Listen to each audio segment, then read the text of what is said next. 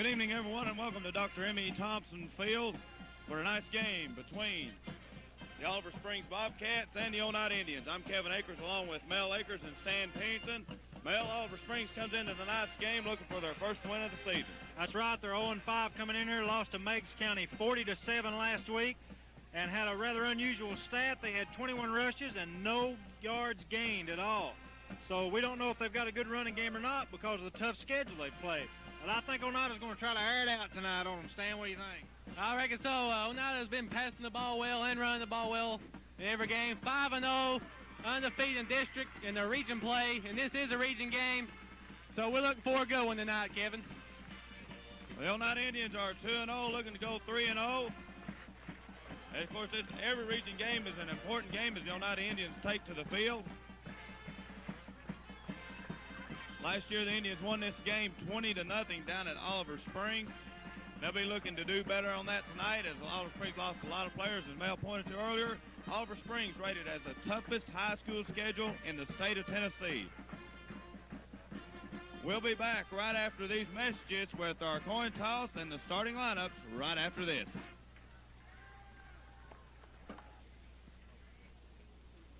And welcome back as we're set for our coin toss. Stan, you got our captains out there.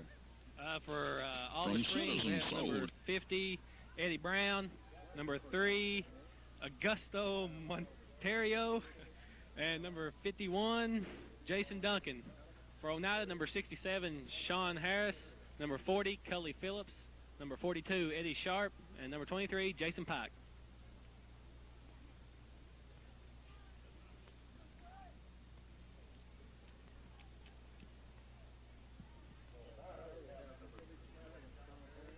The referees for tonight's contest. The referee is Dale Condra. The umpire is Jim Lay. The head linesman is Ken Buchanan. The line judge is Curtis Newberry. And the electric clock operator will be Ken Minot.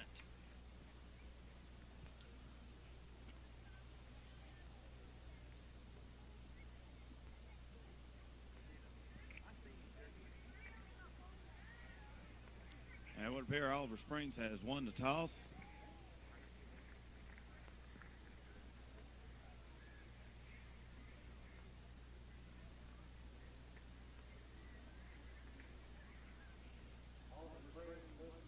And they've won the toss, and they have elected to receive. And they will defend the north goal.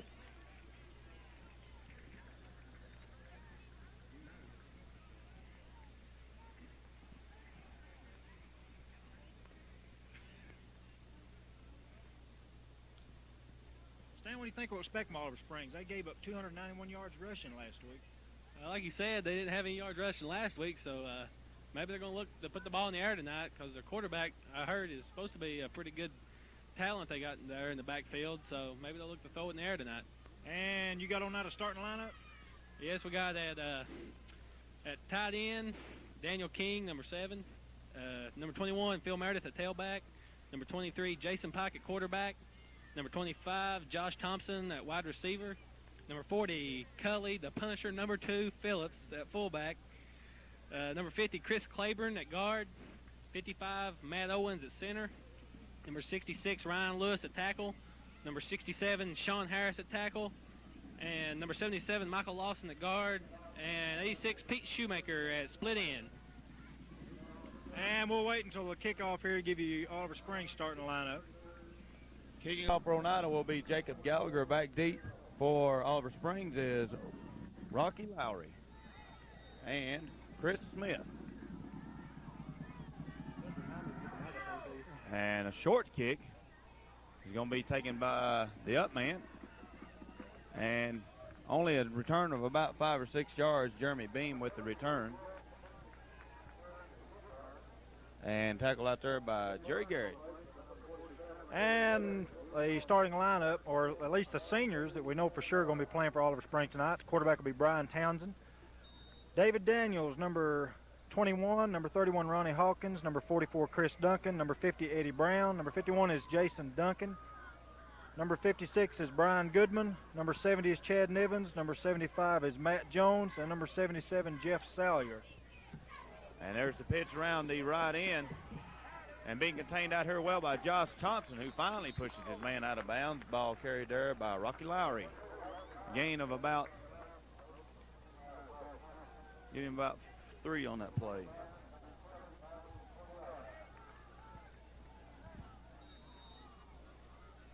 Well, Stan, they got 3 yards on that play. That's more than they had last week in the whole game.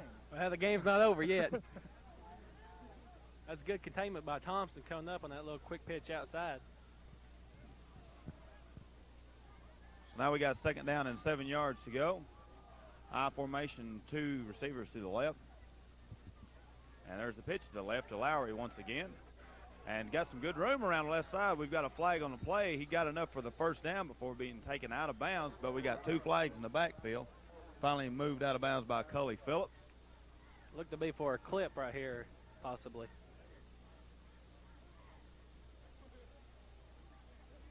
And that is the call.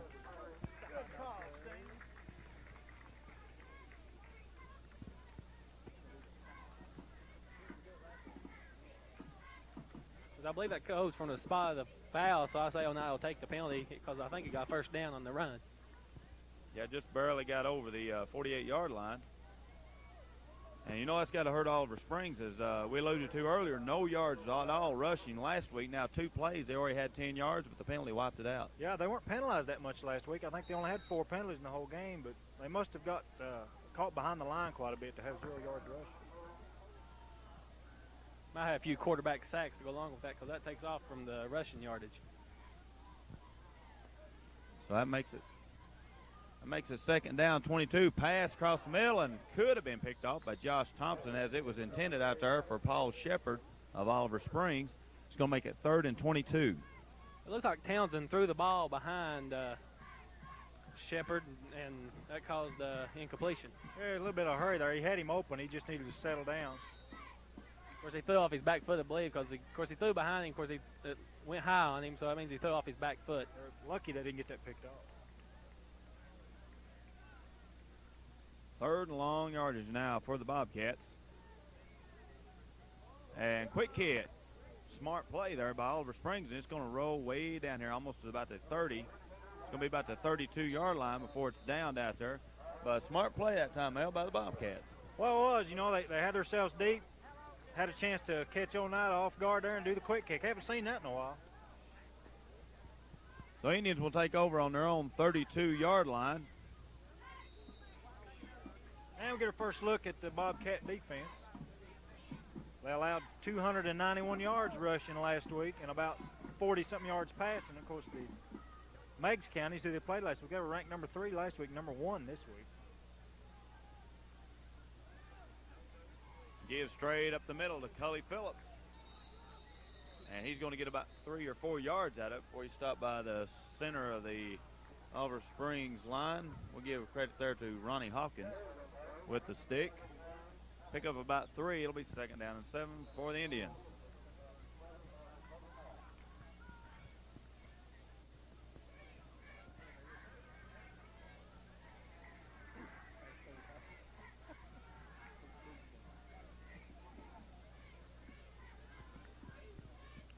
I formation and a give to Phil Meredith in the backfield.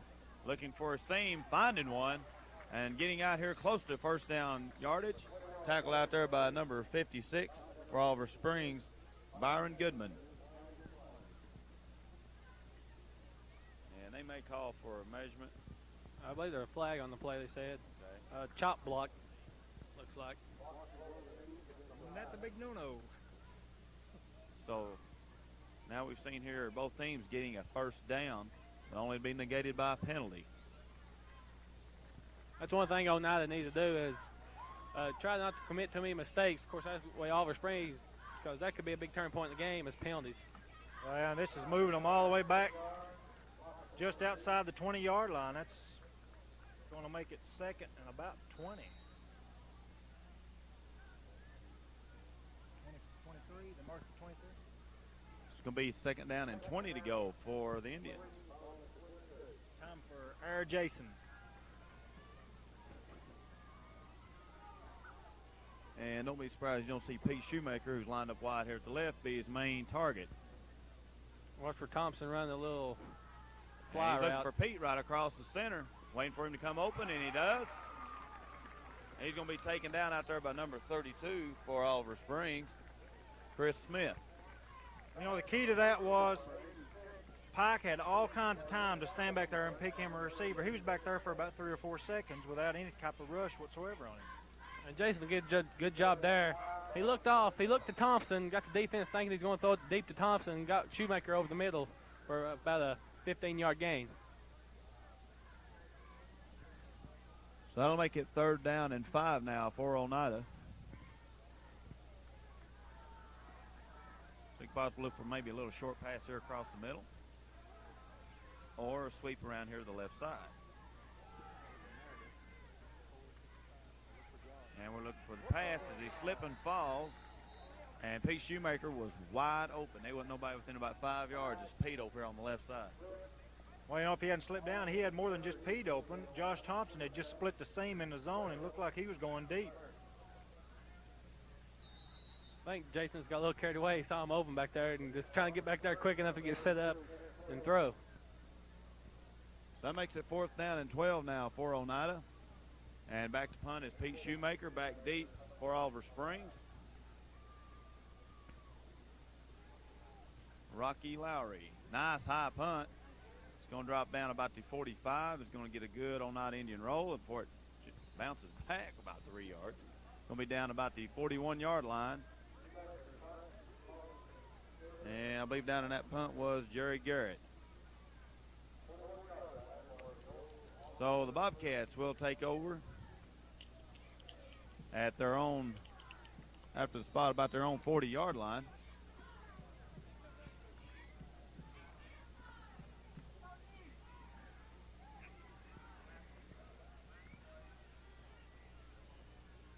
And looking to go to the air right away. And thrown well away from number 32, Chris Smith. Kind of looked like a mix-up between the quarterback and the receiver, because it looked like the receiver was cut more to a post pattern and the quarterback to an out pattern. Yeah, he never even turned and looked. He just dropped back and threw it like it was supposed to be an out. Well, if Pete been paying attention, he could have had an easy pick right there. He might have been going for 6.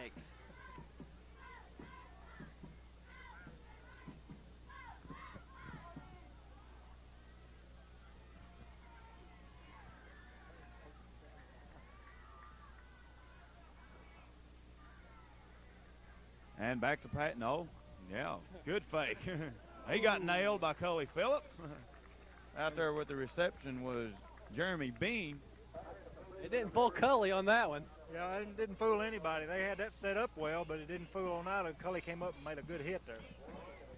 So it'll be now 3rd down, 9 to go for the Bobcats, as this game has turned into a defensive battle. You know, a lot of people looked at Oliver Springs, Mel and Stan, 0-5. But remember, as we said earlier, they played a lot of tough people this year, and you can learn a lot from playing tough teams. You know, every team they played last year and this year both has got over a 70% winning percentage. So that's a tough schedule. Well, it's toughest in the state, according to Murphy's publication. And we're looking for a halfback option pass. Everybody well covered. Well, he only had one guy down deep, and he's double covered. And that's Rocky Lowry again with the carry. That's going to bring up about 4th down 5. And I believe he was hit out there by Pete Shoemaker. That play didn't fool anybody. It only had one person deep. I think the running back, he already, as soon as he got the ball, he looked like he was going to throw. You got to carry that out, make it look like a run to get the throw to fool anybody.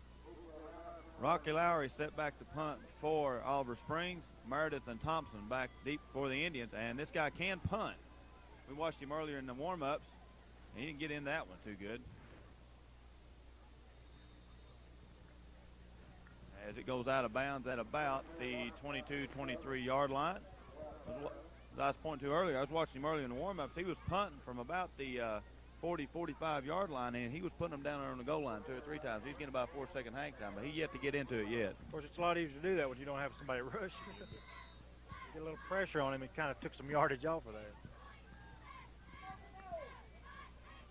The ball spotted out here about the 24-yard line. The Indians into the I formation, wideouts to each side.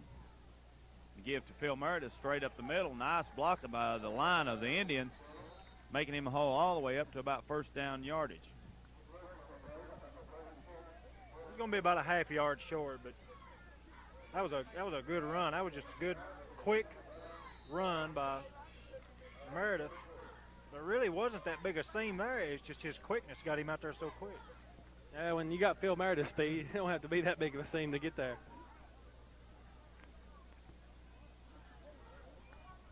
Got to give Oliver Springs credit. Boy, they are big up front.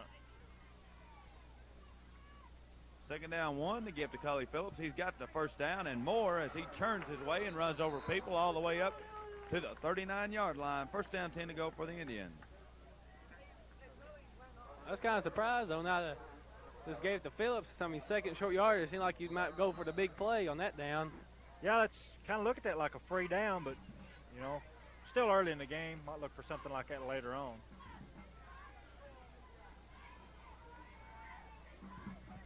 That running game established. Give to Phil Meredith over right tackle as he's still churning his way out. Gets about 6 yards out of it. He was hit initially at the line of scrimmage, but just taking people with him. That was a good run by Meredith. He back all that on his own. Of course, you know, we talk about the speed of Meredith. He don't look that big, but he's a strong kid. Yeah, and Oneida is blocking well up front. They're hitting the guys, and they're setting them back on their feet. Oliver Springs is having to recover to find out where the ball's going.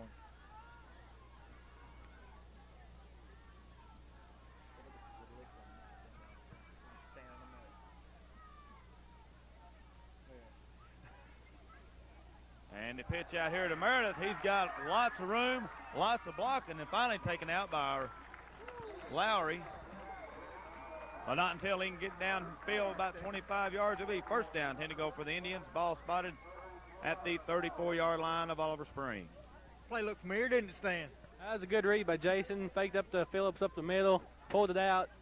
The outside linebacker come up. Jason made a good pitch to Meredith, and good blocking downfield by wide receivers.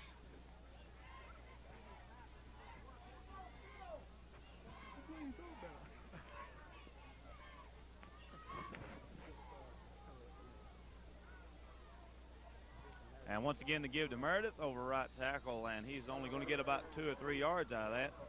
Hit initially out there by Ronnie Hawkins. That'll bring up by second down 8 to go now for the Indians. That time Oliver Springs' defensive line had good penetration, and the linebackers come in and finished Meredith off. Yeah, evidently something they had trouble doing last week. Of course, they were playing Meigs County, though, which ranked number 1 in the state this week in AAA. So maybe not a good, or number 2. I thought they were number 2 in AA. I thought they were AAA. Number 1 in AA. Okay. Well, we'll get it right in a minute.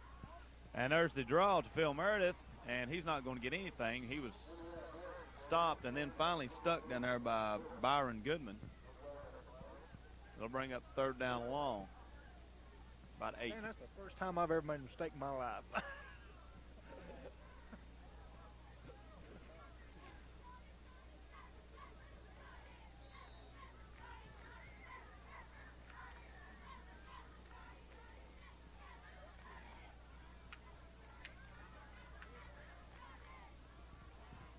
So third down 8 to go. Pike back to pass. Got all kinds of time. Nice zip across the middle. And he got tagged out there by number 10, Paul Shepard. Intended out there for Josh Thompson. That pass was just a touch behind him. It bounced off his shoulder pads, and then he got his clock cleaned by Shepard. Nice hit. That'll make him think about it next time he comes across the middle. You know, even though that pass, that was still a good pass, though. It was right on the money, really. Just a touch behind him. Indians, of course, down here on the 32-yard line. They're going to go for it. It is fourth down and 8.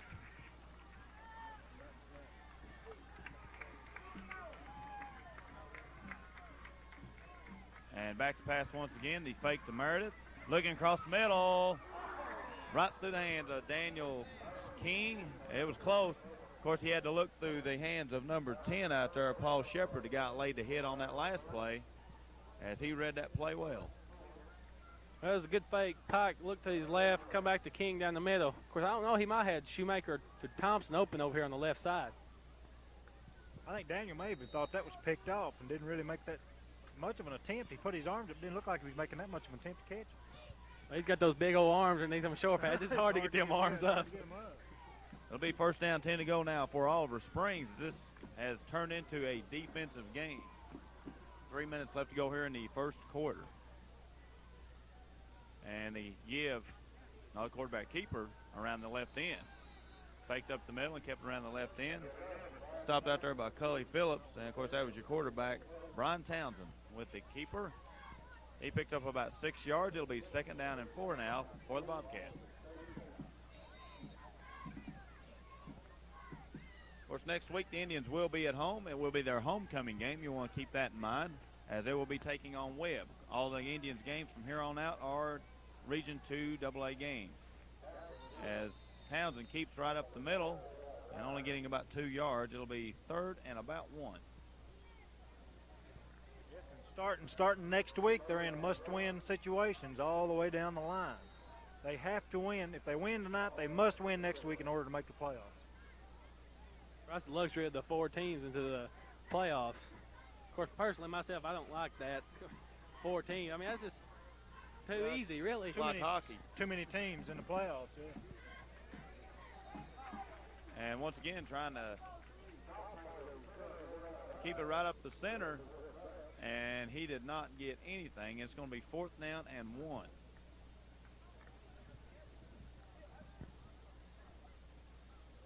And we got an official timeout for a measurement. But I can look from here. I would about bet he didn't make it.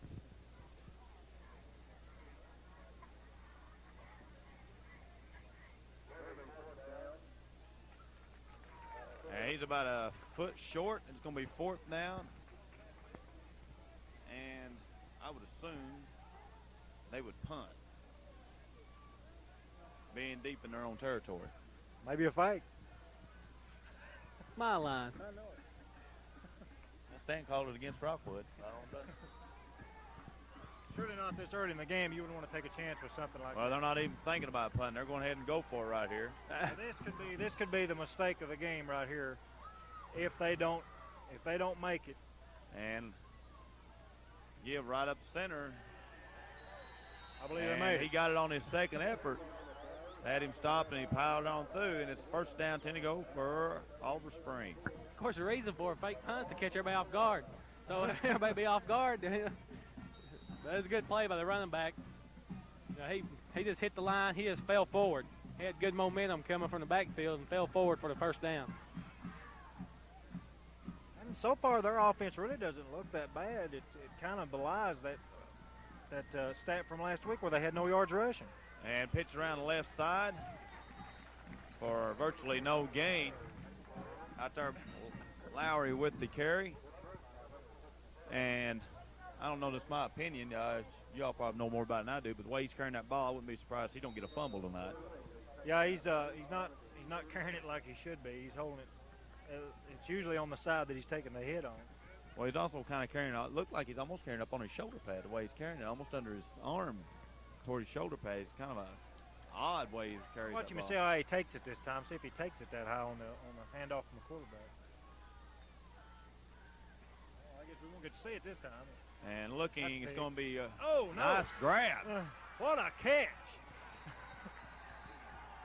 All the way down to the Indian 20-yard line. It's Chris Smith with the pass from Brian Townsend.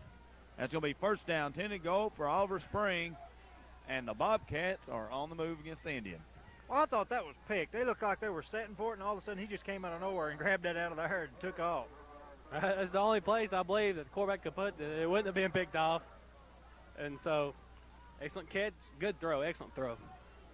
And they're going to have to hurry to get this play off before the quarter runs out. Down to 2-1. They're not going to get it. Quarter play. It's a 0-0 ball game. We'll take a 60-second break right here and be back to Dr. Emmy Thompson Field with the second quarter action right after this. And welcome back. As the Bobcats are on the move, 1st down, 10 to go here. Ball spotted down at the 20-yard line. 1st down, 10 to go for the Bobcats.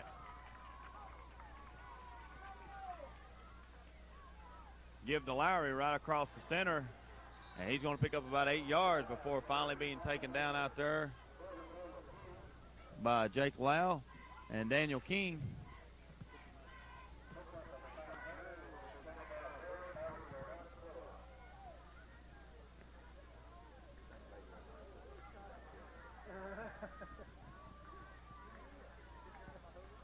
So it'll be second down and 1 now for Oliver Springs.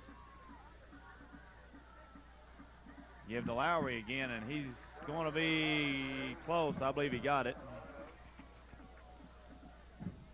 And they do signal it. First down, 10 to go for Oliver Springs, as the Bobcats are really moving the ball well right now against the Indian defense. Well, the Oliver Springs offensive line is pushing Oneida back now. As we saw earlier, Oneida's offensive line was pushing their defensive line back.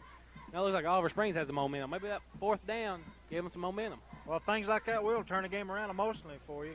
And so far, it seems to have done it for them.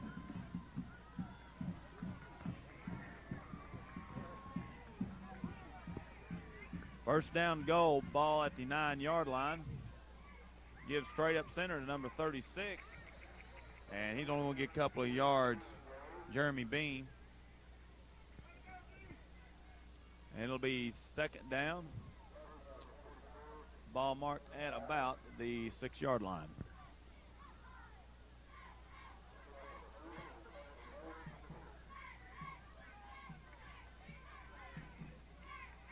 Be a big confidence booster for Oliver Springs to get here on the board first against Oneida, which is undefeated, which Oliver Springs does not have a win. Well, yeah, you come into a game 0-5, you know, you really get fired up if you got that first win inside. And Lowry trying to muscle his way up, only getting about a yard or two. Oneida seems to be toughening up now, though. They're not allowing them a lot of room to run right now, so I don't know how good their kicker is. Kevin, you watched him in warm-up. Is he a pretty good field goal kicker? He looked like he had range of maybe about 35 yards. But he never was consistently kicking it straight, so it'd be interesting to see. Give to Lowry as he dives in for the touchdown.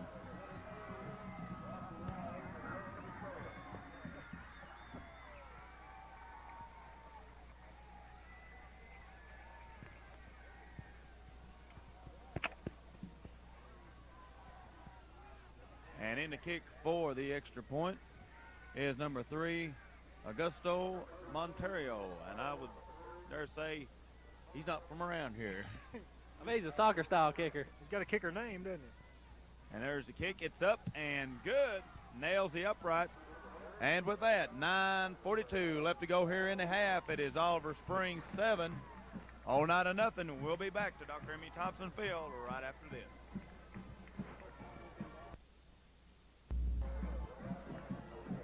And welcome back as Oliver Springs gets ready to kick off.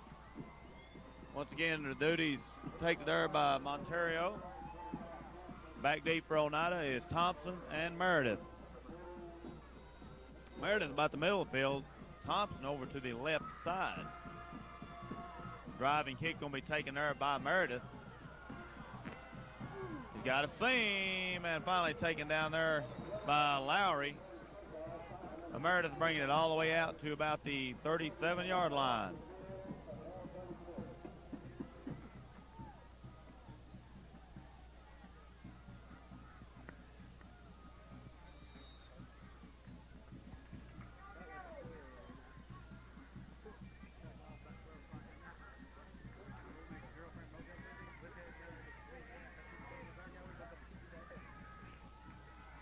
Pike leading Oneida up to the line. I formation, 2 receivers to the right. As Meredith ambles his way down to about the 44-yard line before finally being taken down out there by number 31, Ronnie Hawkins. He's going to pick up about 7 yards. It'll be second down and about 3. Oneida needs to mount a good drive here, get some points on the board to get their confidence back up. Well, you know, they've looked good. They've had good crisp runs and gained a good yardage, but well, look how this Oliver Springs defense is lined up. Well, they're asking for it, ain't they? And looks like Jason Pike is looking. Going to pitch out here to Phil Meredith. Going to run out of bounds right at about midfield.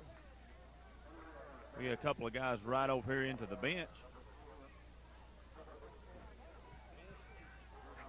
Looked like Pike might have strung out just a little bit, just a two-man option, him and Meredith. And Pike might need to turn that up just a little bit sooner. You know, if Coach May noticed the way Oliver Springs defense is lining up right now, those linebackers are really cheating up close to the line. They've got one guy back deep and a couple of corners. Well, the corner matched up over. Of course, they switched it out now. Josh Thompson's over here, but they had last time Schumacher against number 25 over here for Oliver Springs. Schumacher got about a foot on him. There's a give right up the middle to Cully Phillips. And he's not going to get hardly anything. It'll be second down and about 9, stopped out there by Mitch Melhorn. Oliver Springs read that good. They run the option again. Of course, the defensive end came down hard, so Pike had to leave it because Pike, either that or he's just going to have to not even give a fake and pitch it real quick to Meredith. Lay down and rest a while.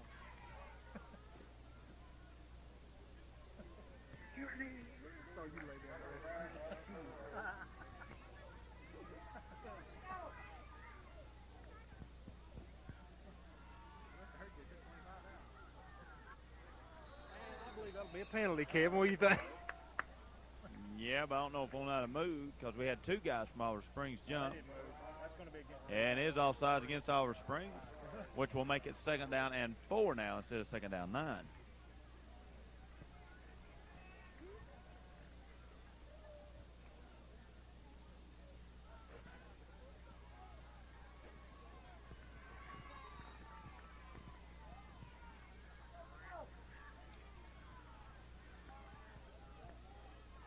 Two wide outs. Looks like, yeah, go ahead.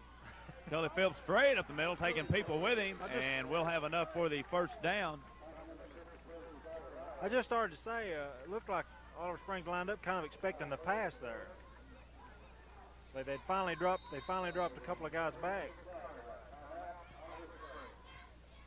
And with the timeout, we'll take one as well. 7:36 left to go here in the first half. Is Oliver Springs 7, Oneida nothing. We'll be back right after this. And welcome back as Thompson goes in motion. Give to Phil Meredith over left side. Nice move. As he gets the first down and more, all the way down to about the 15-yard line is Phil Meredith. Push that over by Paul Shepard. It'll be first down for the Indians. That looked like a misdirection play by Oneida. They catch Oliver Springs off guard, fake one way and go back the other with a pull and guard.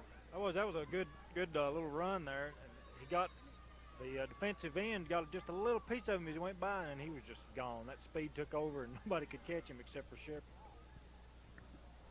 And just spotted back here just over the 20-yard line. Indians come out with a split formation backfield, wideouts to each side. Give to Cully Phillips right over the right tackle. He's going to get about 6 yards for finally taken down out there for Oliver Springs. Lowry, I think, was one man in there on the play and didn't quite catch who that other guy was when he got up. I think it might have been number 59, if I'm not mistaken, Mitch Melhorn, or number 56. Probably more likely 56. Brian Goodman. I formation now for the Indians. And the pitch to Phil Meredith, and he's drug out of bounds. And a flag on the play. Probably a holding or a clipping call or legal use of hands. And it's a personal foul against Oliver Springs. What do I know? I didn't quite catch what that. Well, he didn't signal what it was yet. He signaled personal foul, but what was the personal foul? That's what we want to know. What did they do to get personal fouls over there? Maybe threw somebody to the ground or a shot to the head, maybe.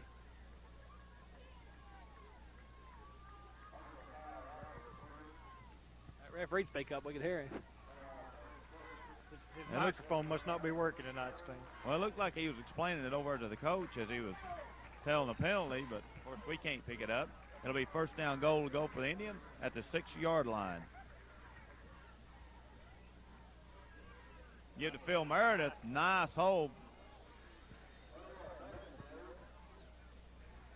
As Indians getting a good drive going here. 6.5 minutes left. Stopped down there by Rocky Lowry. It'll be second down and goal at the 3-yard line. Good play by the Oliver Springs defensive secondary of Hole Meredith out of the end zone. I believe that little jump he did gave him in the air, and he couldn't lean forward enough to break through. That takes a lot of momentum. It's not hard to stop a guy when he's up in the air. If he keeps them feet on the ground and keeps churning, though, it's pretty tough. Daniel King is on the left side of the line. The Indians really spreading it out. They've got wide outs to each side of the sidelines. Give to Phil Meredith, right over left tackle, and he goes in for the score. Give him 6.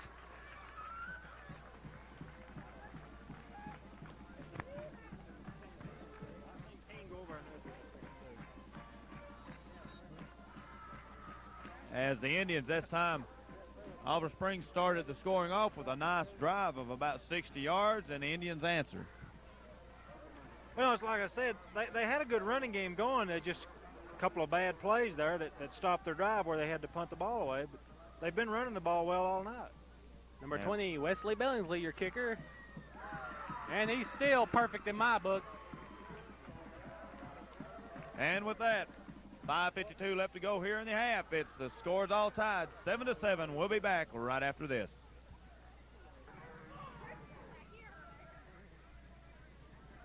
And welcome back as Jacob Gallagher set to kick it away for the Indians.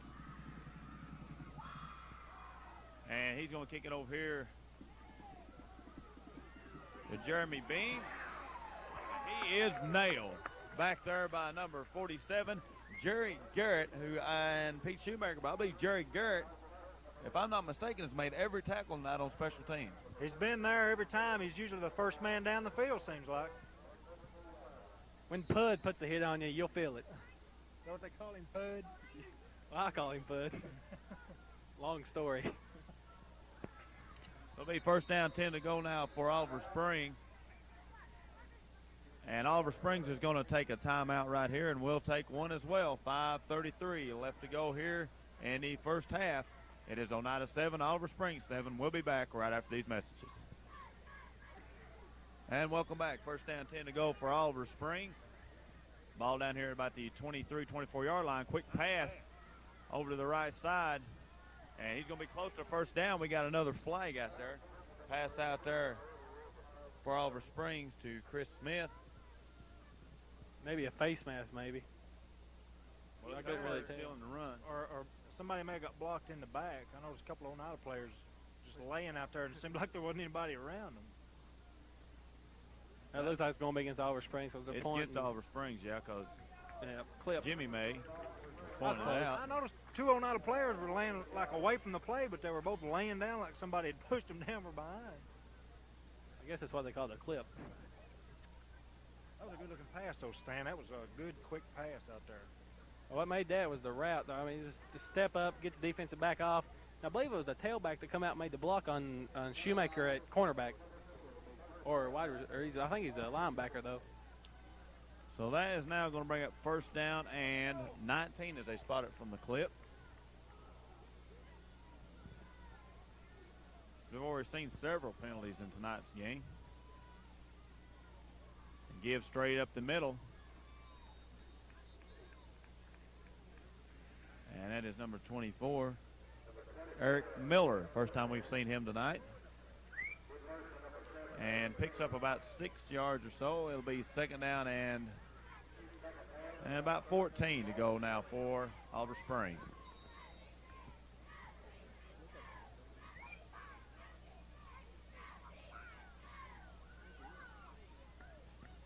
As we got a flanker and a wide out to the right side of the field, the short side.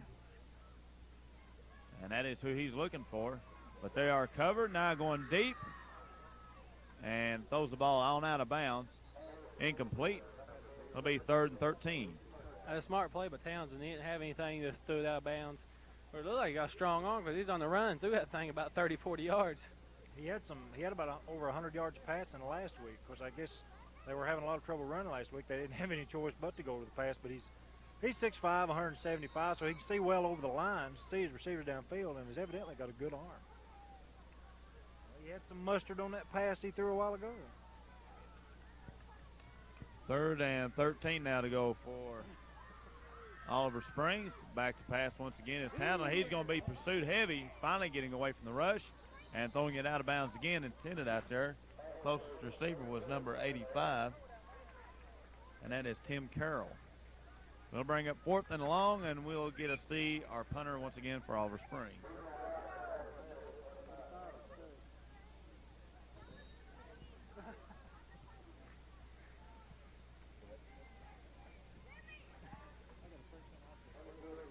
Number 23 back deep, Steve Jones, and gets a high punt. It's going to be fielded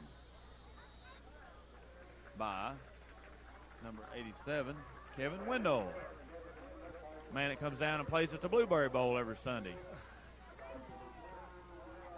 which we'll go ahead and pass on to everybody. If anybody wants to come down, play some nice, exciting football, neighborhood style, down there at Ponderosa, everybody welcome. Every Sunday at 1:30. First down, 10 to go for the Indians. Ball at the 41-yard line. Pike with a zip across the middle, intended out there for Pete Shoemaker. Led him just a hair too far. Incomplete. 2nd down and 10. 4 minutes, 3 seconds left to go here in the half. It looked like that ball was tipped to me. I mean, well, you just died down right there in front of Shoemaker. Yeah, it had good zip coming across the line of scrimmage and then just kind of died and kind of fell in front of him.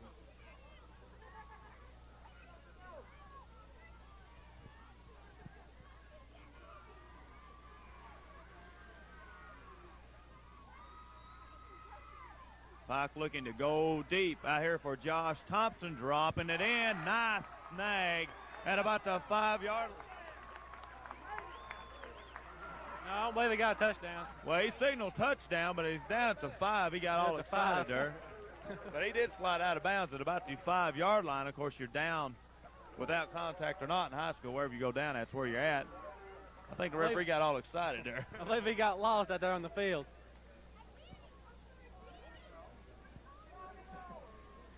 Look for the punisher right here inside the 5. You know, last time they were down here, they put Daniel King over on the left and just let Meredith run. Just let King throw that defensive end to the outside and let Meredith run it in. King's got a linebacker up on him this time.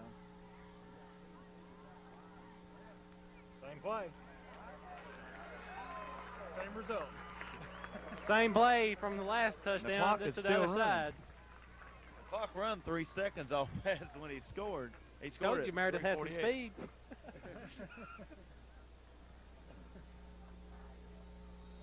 I believe the speed of light's, what is it, 3.0 times 10 to the 7th? The speed of light, what is it, like 1.7 times, or times 10 to the 7th meters per second. I think Phil was about 1.7 times 10 to the 6th on that one. And Billingsley kick is good, and with that, 3:45 left to go here in the half. It is Oneida 14, Oliver Springs 7. We'll be back right after this.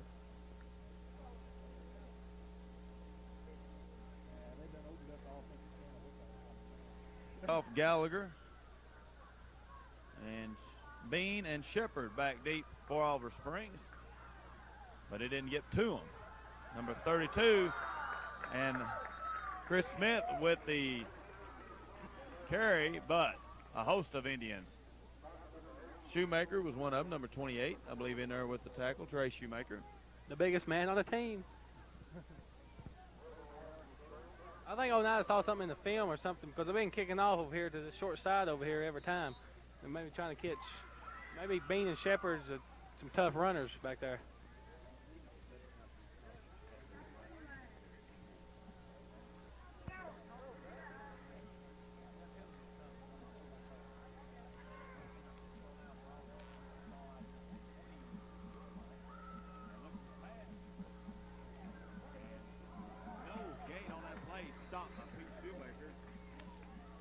Carrying the ball there was Eric Miller for Oliver Springs.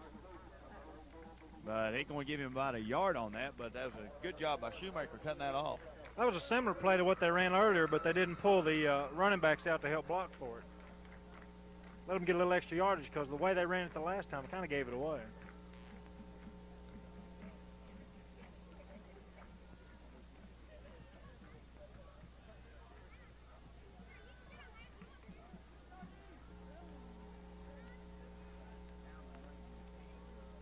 Line of scrimmage on 2nd and 9 and gives to his running back, Lowry. And only a pickup of about 2 on that play, maybe 3. It'll be 3rd down and 6. Stopped out there by Jake Lau for Oneida. Good pursuit by Lau, outside linebacker position. And we got a flag. It's personal foul against the Indians, and I believe I caught that. I think maybe it was a late hit there against Oneida as he was down the ground. I seen a guy go in there, so that's probably the call. I didn't see anything, so I don't know. I'm sure Coach May let him know, hey, he didn't like that. And Coach May don't like anything like personal fouls or late hits or anything like that. Yeah, you know, there haven't been any small penalties. Every penalty tonight, I think, has been a big 15-yarder. So that gives the Oliver Springs on the draw play, and he's not going to get nothing, maybe even a loss of a yard, as he is hit initially there by Coley Phelps and finally stopped by Jason Pike and number 44, Jake Lau. And another flag.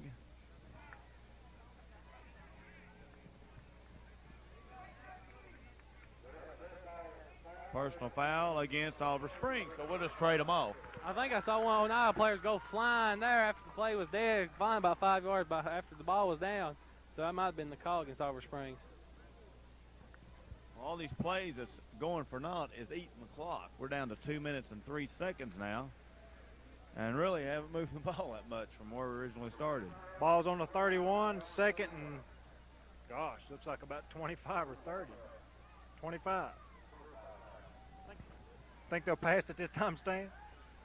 As he's back in the shotgun. He's looking down the right side. It's going to be caught, but was he in bounds? And they're giving him the catch. But after all that, he's only going to pick up about 7 yards off that. It's going to be 3rd and about 17. But he did get out of bounds with something. Yeah, and I believe that was Rocky Lowry with that catch. He seems to be the go-to man in just about every situation. Now we're bringing 3 receivers out to the right side of the field. Safe to assume he'll throw or left side of the field. Safe to assume he'll throw left. Screen. Oh. A for effort. He tried to catch that ball. As intended out there for number 36,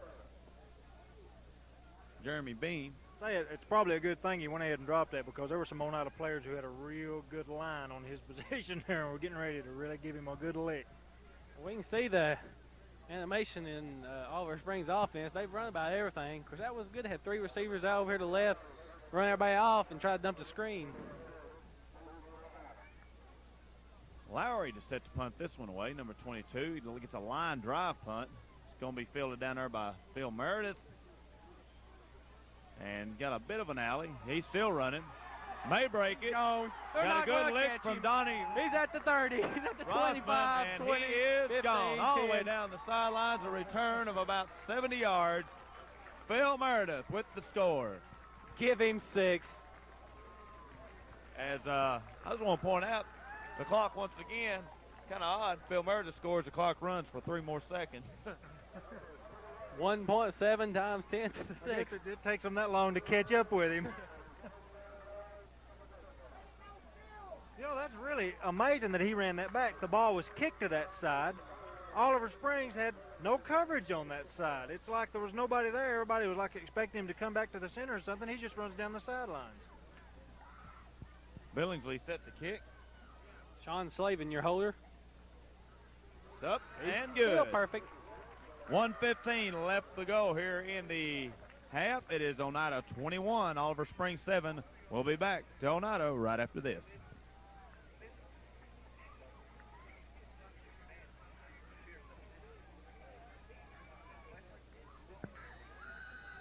And welcome back. Jacob Gallagher set to kick it away. Brad Carter back deep. And Carter's the one with the ball. Getting out there to the right side. And taken down there by, guess who? Jerry Garrett. One-man team tonight. Don't forget, at the end of the game, I'll be picking my most valuable player offensively and defensively. If you don't forget. to do that every week. I think we've only done it once. Twice. Who was it last week? You didn't do it last week. Well, where's that the Sky High game last week?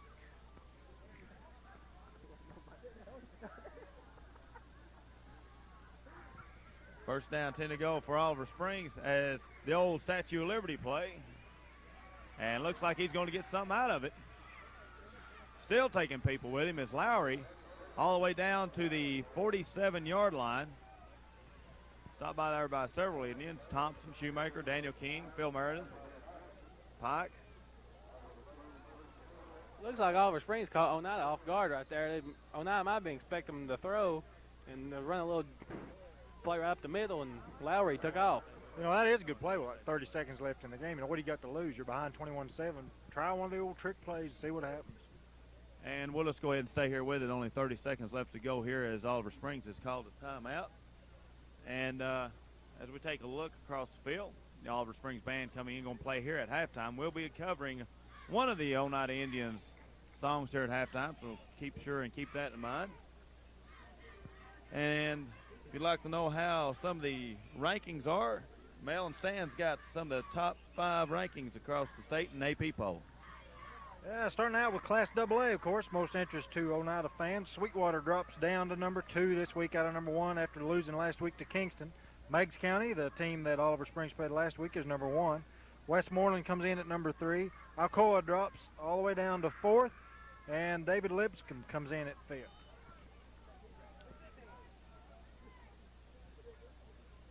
Well, they get set to go, and now the officials have called a timeout. So go ahead and hit the AAA there, Mel, for us.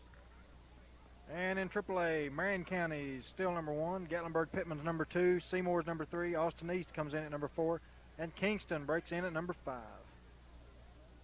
Stan, what about them AA rank or that single A rankings? Some of them teams you're used to playing. Now we got number 1, Brewston. Number 2, Trousdale County. Number 3, some good buddies of ours, Battleground Academy. Number 4, South Pittsburgh. And number 5, East Robertson, with Greenback dropping out.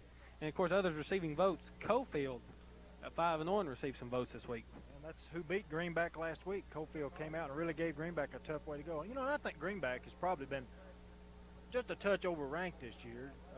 Just the simple fact that they were always good and got a good nod going in. Kevin? Well, we're going to go ahead and take a break right here as we've got some kind of problem out here on the field. So we'll be back to Dr. Emmy Thompson Field right after this. As it is first down, 10 to go for Oliver Springs. Back in the shotgun is Townsend looking way downfield. He's got a couple of receivers down there and had a chance for it with Pete Shoemaker, but him and Phil Meredith battling for the ball. They got knocked free. It'll be second down and 10 to go for Oliver Springs. Yeah, I think Shoemaker would have caught that if Meredith hadn't come up behind him. Of course, they both had their eye on the ball, wasn't watching each other. But good coverage out there, but they had like 4 or 5 defensive players back there to the 2 receivers that Oliver Springs had. Of course, the main thing we're after here, no completion of the ball.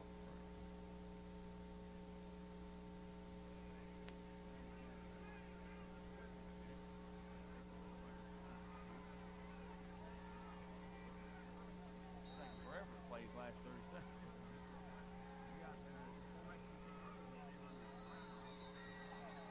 Looks like offsides, don't know how to jump.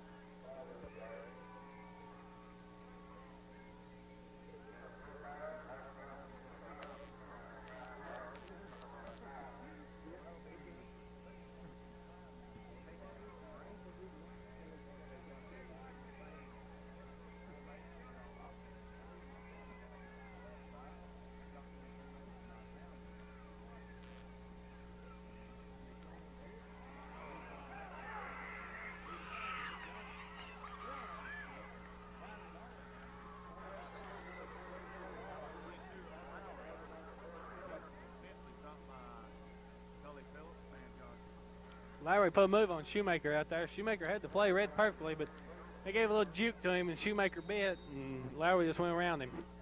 Yeah, well, we got a guy one-on-one like that, and a guy that's quick like Lowry is. You know, Pete's a pretty good-sized boy and probably can't move hardly as quick as Lowry did. He gave him that little inside fake and then said bye-bye. Hang in right here.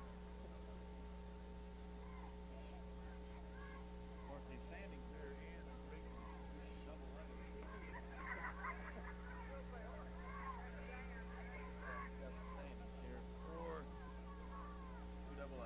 got Region 2. You got Oneida at 2-0. Oh, we're back. Long in the huddle there after calling timeout. Just looking for a goal in the winding end zone. clock. I don't understand that at all, but he's going deep into the end zone. Batted away by Pete Shoemaker as the second half has come to a close.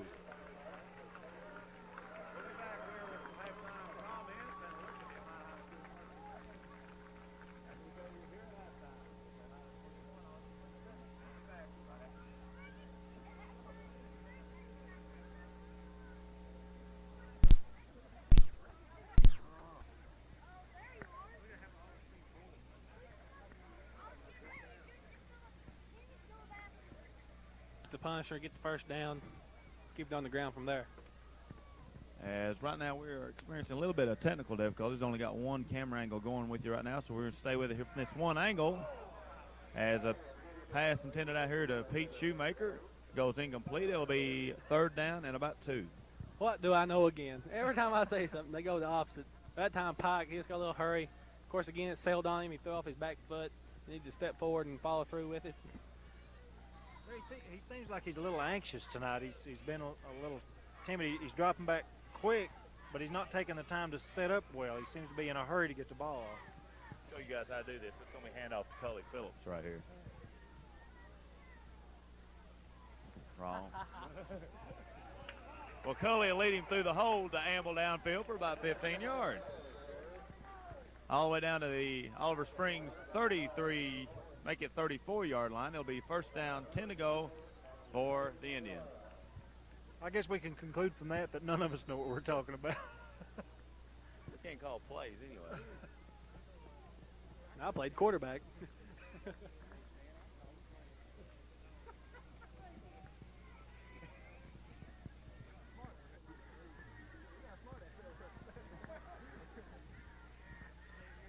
As Pike back to throw, looking over for Shoemaker. Nice route, nice pass, just not there. As Pike threw that exactly when he needed to, right when he made his cut, and he was open. That was a perfect pass. You can't ask for any better than that, and Pete probably just turned around, and there the ball was, and didn't get his hands up in time to get a hold of it. I believe he might have took off running before he actually caught it. He saw that he had that out power. You usually got the extra 10, 15 yards out there when you turn up. I think he was ready to run. I'm sure he was expecting. He was kind of running through really partially zone coverage out there. I'm sure he was expecting to get nailed about the time he caught it. So it's second down 10. Pike back to pass once again. Nice block out there by Phil Meredith. That's who he's going to release it to before he's finally taken down back here in the backfield. Good pursuit out there by 52 of Oliver Springs. That's Scotty Lowry. Also, number 32 was in there, Chris Smith.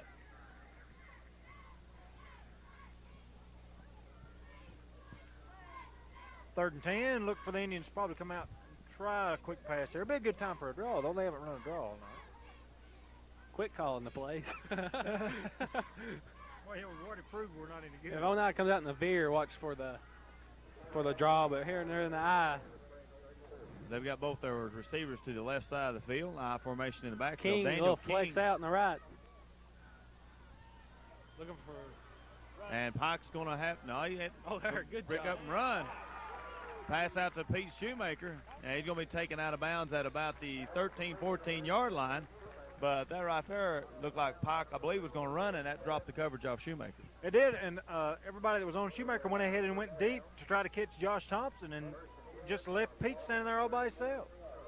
That's the versatility of Jason Pike kind of threw right there. He's on the run. The defense come up, and he stopped and made a good pass and good catch for Pete and get the first down yardage. As we're still experiencing some technical difficulties with one camera, it looks like we're probably going to go the rest of the night here with a one camera angle. As the give right over the center to Cully Phillips. Between guard and tackle, rather. So you're going to get about 3 or 4 yards out of that. It'll be second down and about 5. Make Left it side 6. of Oliver Springs line and about 7 more of the Oliver Springs players. Stopped out there by Scotty Lowry for Oliver Springs. Be second down and 7 after we get the ball spotted. Scotty Lowry, one of the 7 people to tackle Cully Phillips on that one. Yeah, they really read that well, and we're in there on it quick. Ball marked right at about the 10-yard line of Oliver Springs. 2 wideouts to the right. And looking to throw in that direction is Pike. And throwing back across field for King. And incomplete. Throw that up there maybe for a little bit of grabs, I guess. I believe King. He saw King. King was open earlier. And then Jason saw him. The defense had reacted. And then I think he was just trying to get that one only place that King could catch it. Of course, it's a lot easier to cover your man when you've only got about 30 yards in there to cover them.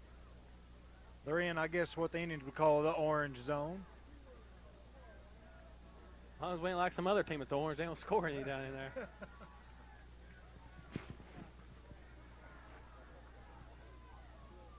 So 3rd down and 7 to go for Oneida. Ball right at about the 10-yard line. Back to pass is Pike. And being pursued out of the pocket once again. Intended out there for Phil Meredith. Broken up by number 56 for Oliver Springs, Byron Goodman. And so now the field goal unit for the Indians comes onto the field. I believe this is going to be Billingsley's first field goal attempt of the year. Yeah, that's what I was thinking. There's going to be a 28-yard field goal attempt. Yeah, 28 yards. I believe they spotted. Well, they might be spotting it at the 9. So that's going to be a 29 yard. Probably officially 28 because about a 26-yard field goal attempt. Just barely getting it Pick it up. blocked. It's a live ball. Everybody's standing around watching it.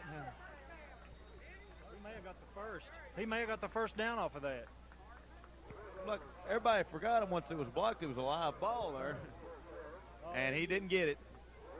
Just ended up about a yard short. It'll be 1st down for Oliver Springs. Well, there's Jerry Garrett again on special teams coming up. Almost gave Oneida another life down there inside the 5. That was a good heads-up play by him. Oliver Springs player blocked the ball. I believe it was number 36, Jeremy Bean, and then everybody just stood around and watched it except for Jerry, who picked it up and did something with it, but just not hardly enough.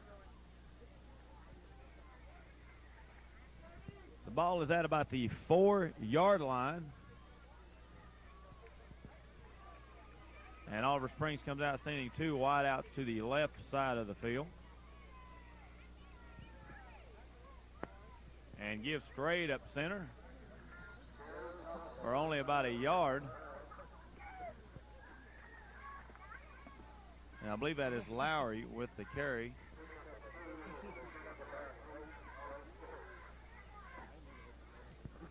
So pickup of 2 yards. It'll be 2nd down, 8 to go for Oliver Springs. Ball just over the 5-yard line.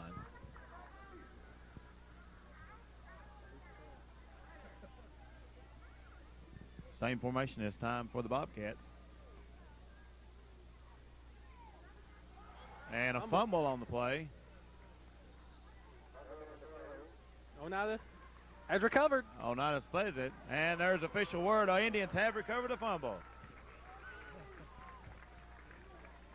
I believe that was just a mishandle there on the handoff, and I don't believe the running back actually got the ball on that carry. And actually gained yardage on that possession by Oliver Springs from where that Jerry Garrett picked up the ball. That's where they've got the ball right now. 1st and goal from the 7-yard line.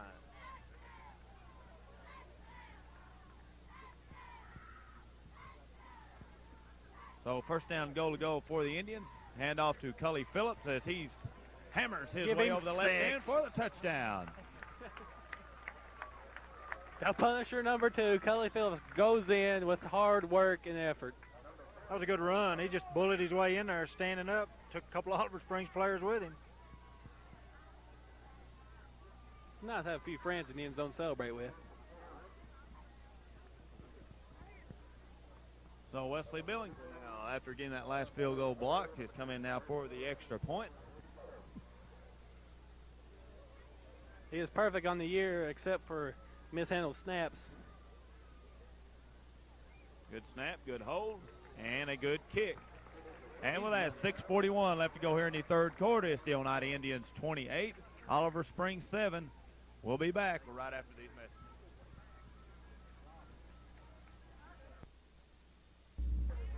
As Gallagher set to kick off for the Indians. Back deep is Lowry and Jeremy Bean.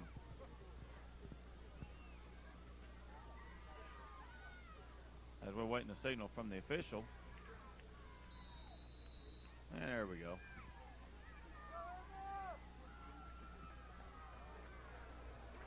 Good kick going to be fielded at the 14-yard line by Lowry. Was Jarrett Garrett in there on the tackle? Oh, nope. No, Donnie Rosman in there for the Indians on that one. I've gone to Jerry for that one. He wasn't down there. Was he even on the field? Yeah, he was down there. He was around the ball, though. I saw him down there. Maybe he's a little tired finally. Be first down, 10 to go for Oliver Springs. Ball right at the 20-yard line. Two receivers out wide to the right. High formation backfield. They give to the tailback, Lowry, and he hammering his way. Lowry has a lot of quick speed. He can hit that hole in a hurry. He seems to be about the fastest guy on the team, and it really is their go-to guy. He's the only one that's really produced for them tonight. Of course, their quarterback's thrown a couple of key passes to keep some drives alive, but Lowry seems to be the man getting the job done for him on the ground.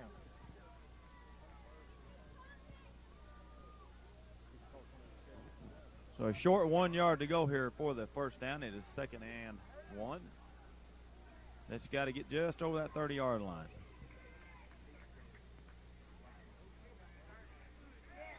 And he's going to lose maybe about a yard on that. By number 40, Cully Phillips, and number 74, Heath Sexton. For alignment, isn't it, Heath Sexton. He got a generous spot out of that. As they marked it, he didn't lose any yardage in that. He was hit, in my opinion, about a yard deep back in there. So good spot by the official. It'll be 3rd and 1. And, of course, you figure they're going to come out and, they've got two wide receivers going left. They're going to try to spread on out his defense out a little bit and maybe create a gap to get this first down. One man in the backfield, two men in the backfield. And keeper by Townsend, and he didn't get it because it looked like he got hit and went down immediately. He got to get over the 30 yard line. He just had to get over the 30-yard line, I believe. He might have got it. I bet they'll have that measurement. And they are going to measure it. While they're measuring here, I'd like to mention along the way, October the 29th at Scott High School. It is the 94 Lard Bowl. They haven't played that game in a while, so it should be an interesting game. First down to go for Oliver Springs. A lot of the old players, anybody that played football in Scott or that lives in Scott County that would like to come out and participate in that is more than welcome. It's the odd year graduates against the even year graduates. And take it from me, I played in a few of them as well as Mel here. Trying to talk Stan into doing it. I don't know if he's going to do it or not. But if you want to see some hard-hitting football, come out and see that. You'll see some of the toughest hitting you've ever seen. I won't play in the Lard Bowl. If they rename it the Muscle Bowl, I might be out there. It's first down, 10 to go for Oliver Springs. Ball at the 30-yard line. Back pass is Townsend looking deep. Overthrown and picked off by Josh Thompson. That's Josh Thompson on that interception, and he just really played the ball well, put himself in position to just take it away from the offensive player. And Oneida with the first interception of the night, not the first turnover, but the first interception. I really probably should have got some earlier than that, Stan, the way they're kind of throwing the ball up. Thompson was just back there playing center field and leaped at the right time and come down with it. Beautiful play.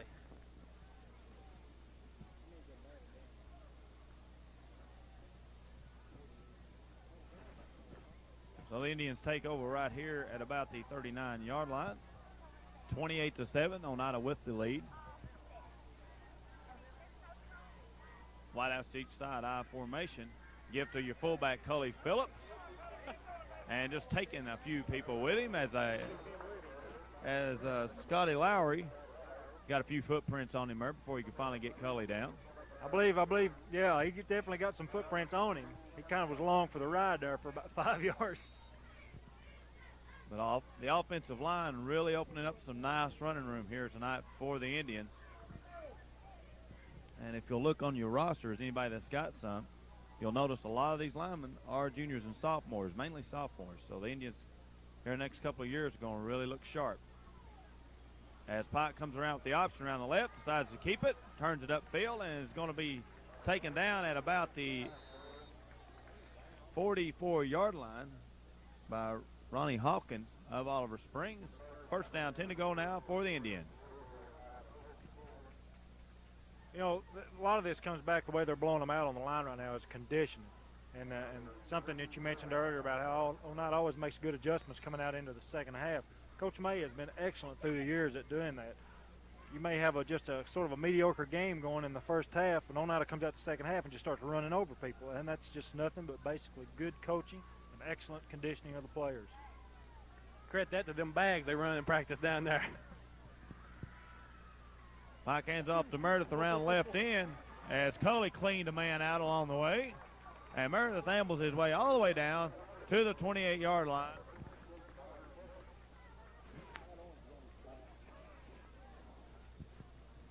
The key to that was the block Cully Phillips put on the defensive end over there. I mean, he knocked him down, got Meredith out there for the first down.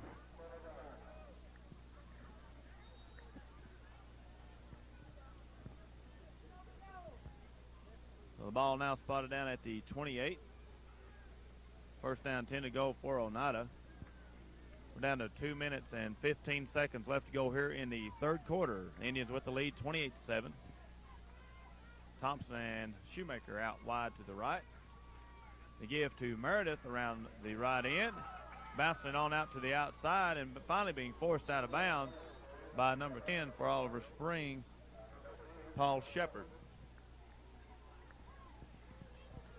And we've got a flag back in the backfield of the Indians as we'll wait the call on that.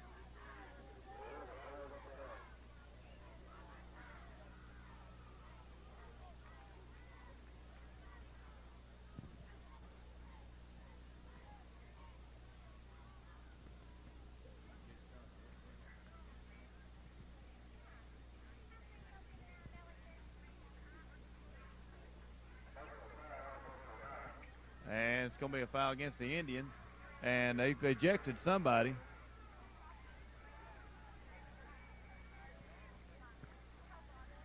As I'm not sure which player it is. I think they're calling on number 67 for the Indians, Sean Harris. And they're kicking him out of the game for something. I never did quite catch what that was.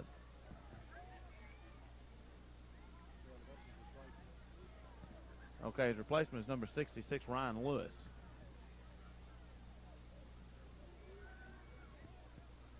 I completely missed that. Did y'all catch what happened there? I didn't see what it was. He must have done something to the lineman or something, threw him down. I don't know. Maybe he said something that the referee didn't appreciate. We may never know. I wouldn't know. I think it's just something he did. It looked like a punch. Maybe they did, but I don't. Well, a fan here just said that it looked like he may have punched him. I'm sure that it wasn't intentional. I'm sure it had something to do. He might have been provoked or something, I believe. I hate to talk. Would you? I hate to talk about. I mean, I don't want to talk against another team or anything, but in the past, I know of teams have done that. I mean, not Oneida, but I mean, Coach May teaches class act and everything. Don't just get away. So I know had to be something. That's the way it goes. It's usually not the guy that starts it that gets thrown out. It's the guy who responds. So it's first down and 30 now to go. Pike back to pass in hot pursuit, and it's going to be sacked out here by number 31. What is that? It's a sack. Ronnie Hawkins, and that is really going to push the Indians back deep now as they're going to spot it up here right over the 40-yard line. Now your first down is marked all the way down to about the 17-yard line. So we got second and about 43 yards. From Earth to Pluto. Definitely, I believe this is definitely what you might call a passing situation, Steve. Now, I'd watch for the draw. You got 3 downs to get it here. You don't have to get it all here at once. There it is. There it is. Did I call it? And he's going to get about 5 or 6 yards out of that. I'm glad I finally got one right tonight. I really didn't expect them to do that with that far back, maybe on the next play, but now they've got 3rd and 38, 37. They can't seem to make up their mind. 37, they're marking it. That's my dad up there working the scoreboard. Well, the first down is about the 17-yard line, and he's down here at the 42.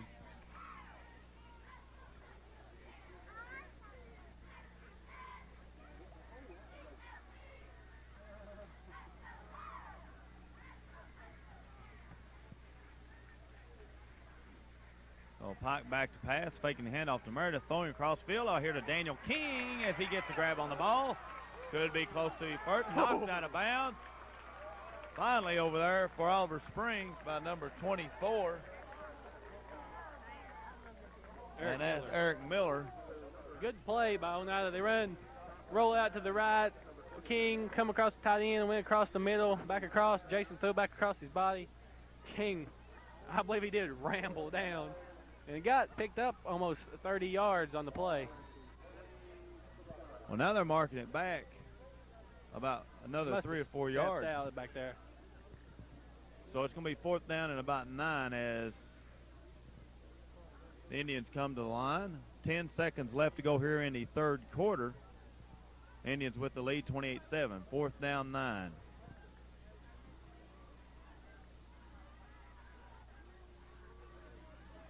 Back to pass. On the screen pass to Coley Phillips. Eludes one tackler, and he's not going to get it. He had to get about the 17, just to the 21. And Oliver Springs will take over on downs. And that is the end of the 3rd quarter play. One more quarter left to go here from from Oneida, as Oneida leads 28-7. We'll be back right after this. And misdirection play to Lowry.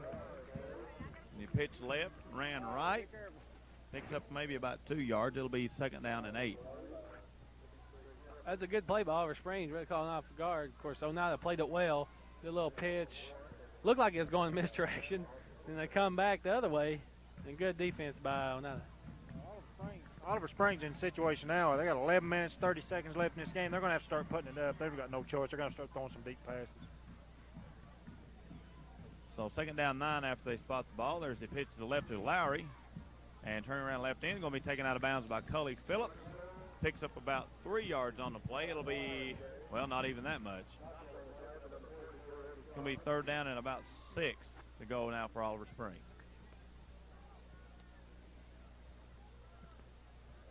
That's surprising that Oliver Springs ran the ball again. Of course, like Mel said, running out of time here, down 21 points. They want to put some points on the board fast. Yeah, but, you know, still, they've done better than they did last week, so you can't really follow them. At least they got more than 0 yard rushing.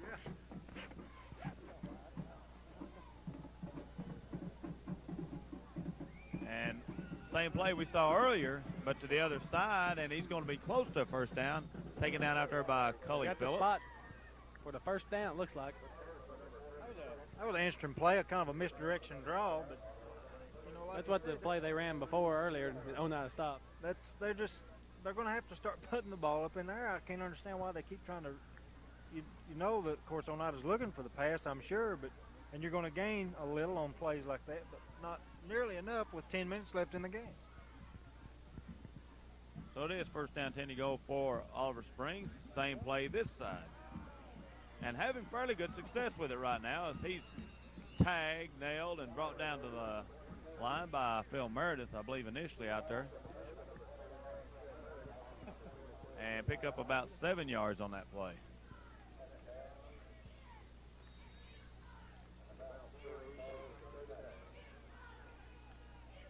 Interesting note, talking a while ago about Region 2, Oneida's the only undefeated team in the region at 5-0. Everybody else has got a loss, and the last we heard, of course, this will be old news by the time this is shown, but Sweetwater was only beating Harriman 21-14. And picking up the 1st down, number 36 for Oliver Springs, is Jeremy Bean. As you pointed to earlier, Mel, of course, clock stopping when they get a 1st down, but resets as soon as they get the chains marked. But all this drive is really eating up the clock. They're getting 1st downs, but just there's not getting the 1st downs to compensate for what they're eating up on time. And if they continue at the pace they're going right now, by the time they do make their way down and score, there's only going to be about 3 or 4 minutes left in the game. Good penetration by Michael Opie Lawson out there on the quarterback getting in there. We almost had another sack for Oneida. Opie made a good move inside and got to the quarterback.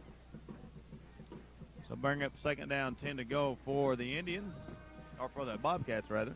9:05 left to go here in the game. 28-7.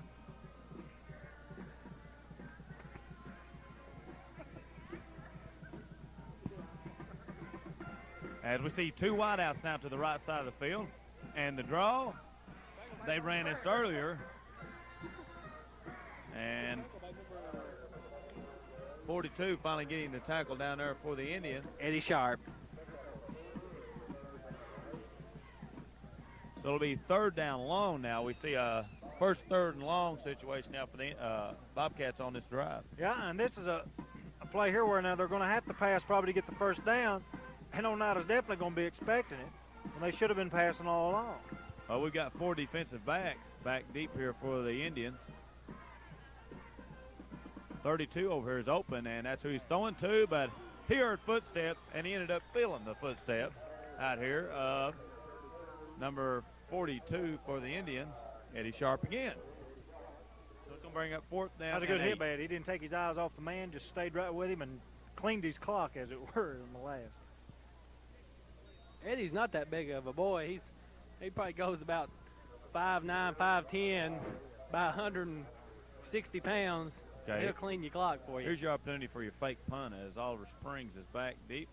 And it is your fake punt to Lowry. Good call. You're not going to get that, sir, on the Indians. And Oneida will take over as good defensive strategy there by the Indians. They wasn't even fooled by that for an instant. Yeah, and really, he didn't even make it back to the line of scrimmage. So now the Indians have got the ball inside the 45-yard line of Oliver Springs. Not that far to go for a score with only 8 minutes left. And you know they're going to keep it on the ground and burn as much of this clock as they can.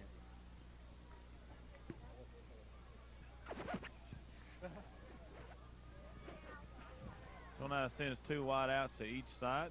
I formation. Hand off to Phillips right over the center.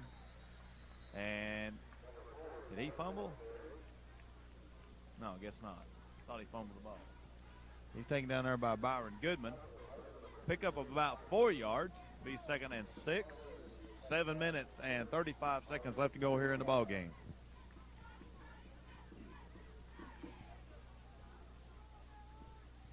Mind everybody stick around here at the end of the game.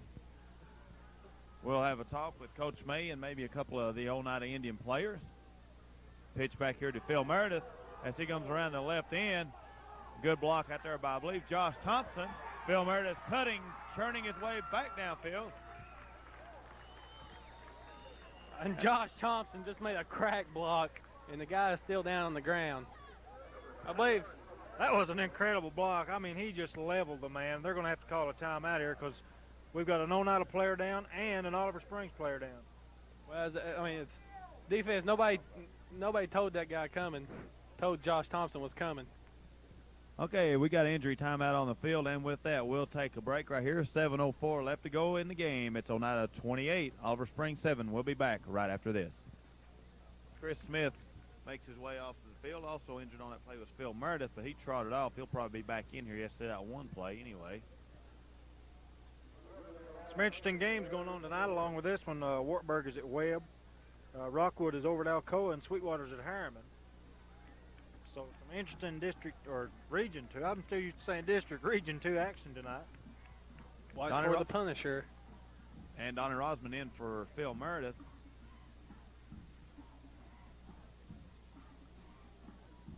And pass across the middle out there intended for number 42, Eddie Sharp. Oh, here comes number 12, Joe Jeffers. Goal ball at the 5-yard line. Number 12, Joe Jeffers coming in to quarterback the Indians, and our special teams man, Jerry Garrett, going to come in at fullback. Watch for Rosman to get the ball here.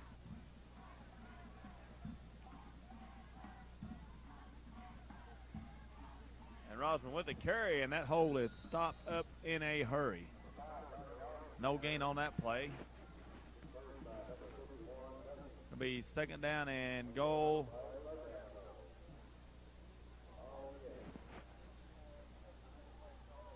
Well, the PA announcer said the ball is at the 8, but from the, yeah, it's 4-yard line. Now you got it straight up there. Maybe your dad straightened him out up there on the scoreboard. After he hears this, I believe he's going to straighten both of you all out. 3rd and goal. The pitch back to the right side to Dustin Lay. And he's snowed under over there by number 10. for Oliver Springs, Paul Shepard. It'll And be the field fourth goal down. teams coming in. They just strung that out a little bit too much and a little bit slow in developing. Let Oliver Springs get over there and react to it. And we get a chance to see a field goal now. He's kicking from the right hash mark. It's a little bit easier for a soccer-style kicker on that side. Is Billingsley. Number 16 to hold, Sean Slavin. Nice snap, bobbled it. And that's a fumble. And the field goal unit right now tonight having a tough job out there. Fumble recovered out there by Jason Duncan of Oliver Springs. It'll be first down, 10 to go for the Bobcats as the ball is spotted. Well, now they're giving it up there to where the original line of scrimmage was. So I believe they called it an incomplete pass because I believe his arm was going forward. I'm a quarterback. I know this stuff. I don't know about that. Hey, I'm a quarterback. I know this stuff. We're not the refs, so whatever. It's ball is spotted at the 10-yard line.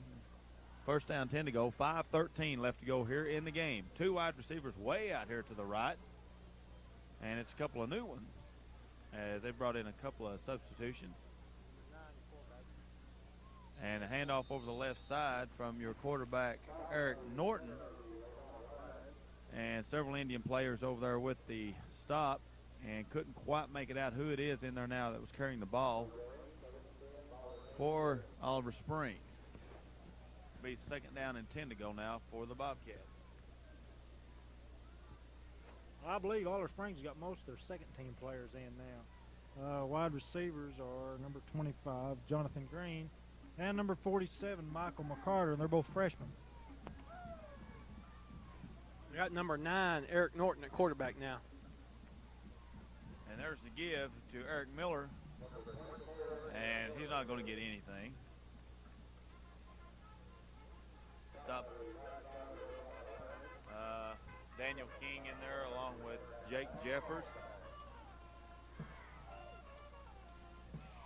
So it'll be third down and 9 to go now for Oliver Springs as we're down to 4 minutes left to go here in the ball game. As Indians only getting one score here in the second half, kind of an unusual characteristic for them. That's usually their best time.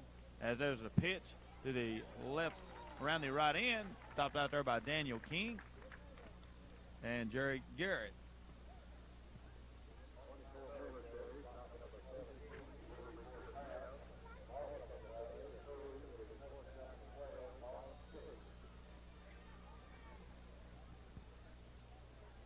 So it brings up fourth down and about 12.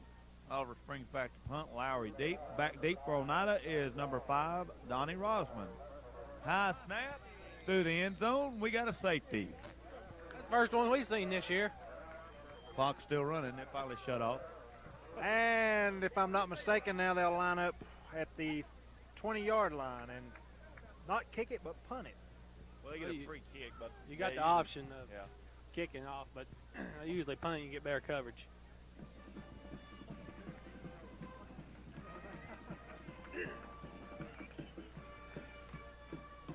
We'll go ahead and take off. And we'll take a break right here. 3 minutes, 17 seconds left to go. Oneida 30, Oliver Springs 7. We'll be back right after this. For exception, about 2 guys had a shot at him right there. As Scott Lowry is down for Oliver Springs. And we'll just keep it right here for just a second because he's setting up. He might be able to hop up and get on out of here. No, he's down. He's just got a cramp. He's got a couple of leg cramps there. He'll be out in a second.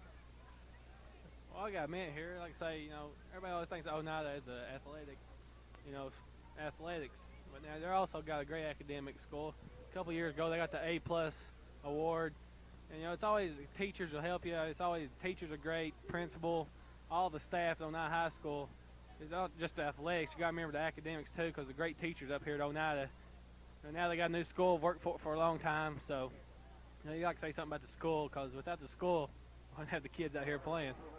I know I'm always glad that I went to Oneida High, and I've been very proud of it and still am. As we still got the injured guy out on the field, we'll go ahead and take a break right here. 3:06 left to go here in the ball game. It is Oneida 30, Oliver Springs 7. We'll be back to Dr. Emmy Thompson Field right after this.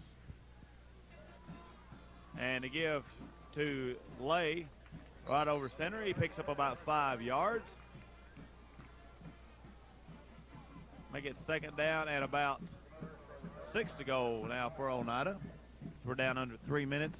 2:40 left to go here in the game.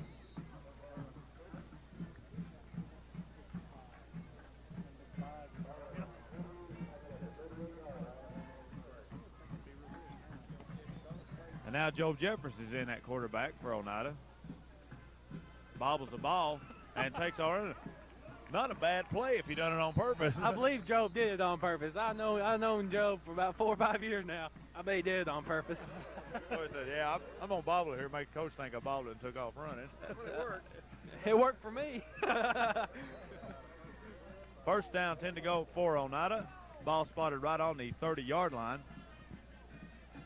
30-7 your score. Once again, remind you to stick around at halftime. We'll have Coach May and hopefully a couple of the players for Oneida. And a handoff right Jake over Lau. left end to Jake Lau. Picks up about 4 or 5 yards. Finally stopped out there by Trevor Lee. And Indians on their way to their third win here in Region 2 AA.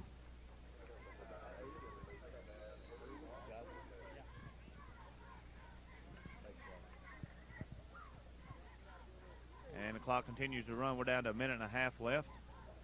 Kevin Wendell back in again at quarterback. And handoff to 47 as he really shot through that hole in a hurry, Jerry Garrett. And enough for a first down all the way down to about the 7 or 6 yard line. Stopped out there by Eric Norton. First down, 10 to go. And Stan, our offensive and defensive players of the game. My most valuable player on offense, I guess I have to go with Phil Meredith. 3 touchdowns, 1 on a 70-yard punt return. And my defensive player of the game, special teams, Jerry Garrett. Pud.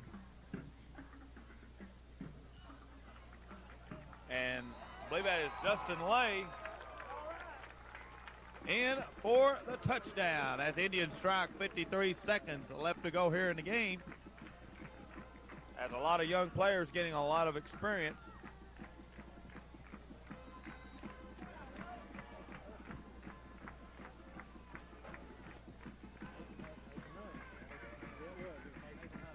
Okay, Nathan Huff in there with the touchdown. Well, I give credit to Dustin Lay. Nathan Huff with the score, number 32. Dustin Lay's 34. Billingsley on with the extra point. Kick is up and good. And 53 seconds left to go here in the ball game. Is Oneida 37, Oliver Springs 7. We'll be back with the final seconds of this ball game right after this.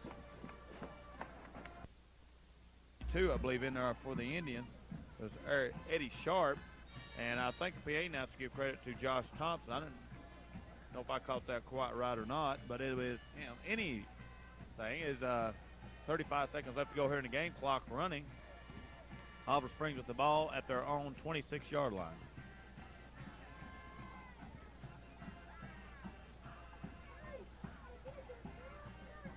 And back to pass, going way downfield, going to be picked off by Kevin Wendell. And stepping out of bounds is Wendell at the 47-yard line. 11 seconds left. San Francisco might have their own prime time, but we got prime time Kevin Wendell.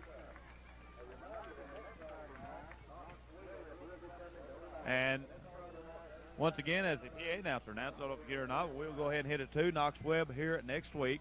That is the homecoming game for the Oneida Indians, so you want to be sure and get out here and catch all the homecoming halftime activities. Don't miss the chance to see mail and address. No, I don't think so. But next week is a must-win situation for the Indians if they want to make the playoffs. Well, not a must-win, but a win assured of a playoff. As a give right up the middle to number 30.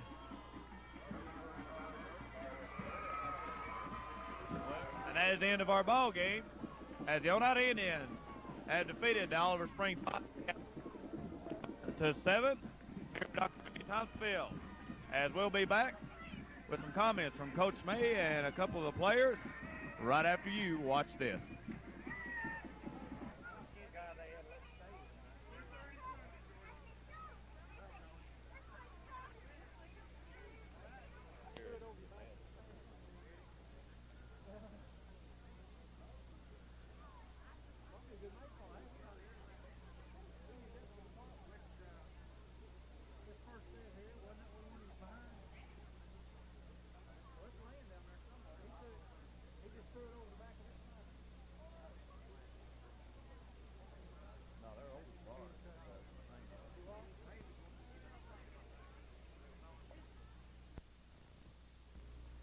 And welcome back here as the Oneida Indians have defeated Oliver Springs 37-7. Coach May, the Indians started off a little bit slow tonight, but really cranked it up there in the second quarter, and seemed like everything went pretty well up to that point. Well, we've got this habit of not playing well early, and it's going to come back and haunt us. We're going to get so far behind some teams that we can't catch up. We played all right, but we just, we got ahead, and then we just went into a lull for again, and we're just going to have to do a little bit better job of what we're doing. It's one of these things we can work out in practice. But they're a good football team. They're a lot better football team than their record shows. They're tough. They'll hit you, and they got a great running back, and their quarterback throws the ball well. So it was a good test for us. But it's one of these things. It's maybe we weren't motivated enough. I don't know, but we're going to have to. We can't spot people leads like we have already this year several times. There's 3 times we let the other team score first, and that's not going to get it. Okay, as you say, you get into your meat of your schedule now here. The last 4 teams are really tough. Of course, this week concentrating on Oliver Springs. Next week, you got Webb up here, and it's homecoming, and Webb has really played some good ball this year. Webb's really the surprise team in our region. They're really tough. I'm surprised that they pulled off a big one last week, beating Anderson County. Now they had Wartburg tonight, and they're probably going to beat Wartburg. So they're going to come in on a roll in our game, and they've played real well. They got this quarterback that's really good. They got a good defense. They're going to be one of our tougher ball games, and we have to win this game. We have to win this game to be in a position to go to the playoff.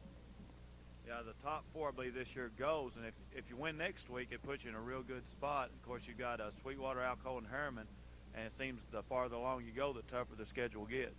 Yeah, it does. There's no let up, and probably the 4 toughest teams on our schedule are left. And that means that we've got to line up and play a lot better next week and play with consistency the whole night. Because Webb is the kind of club that'll keep the ball all night long with their short passes and their running game. And, we could be in one of these games where they score once and take 5 to 10 minutes to do it. And then if we have a turnover or something, they're back doing it again. And we might not get the ball like we did last year. We had 7 or 8 plays the first half against them. And luckily we kept them out of the end zone, but we can't rely on doing that this year. That's true. Well, we'll look forward to that game next week. Right here, Dr. Emmy Thompson Field will be homecoming. Congratulations, Coach, on another win in Region 2 AA. Well, thank you. We will go back to work.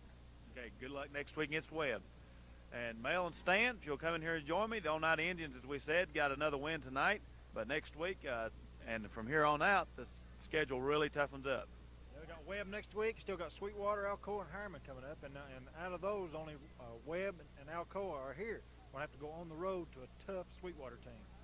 Of course, tough Harriman team too as well. Yeah. We look the outcome now of Sweetwater and Harriman and see, we don't like to judge, opponents with different teams playing each other, but we might find out what we might be looking forward to after the Harriman-Sweetwater game tonight.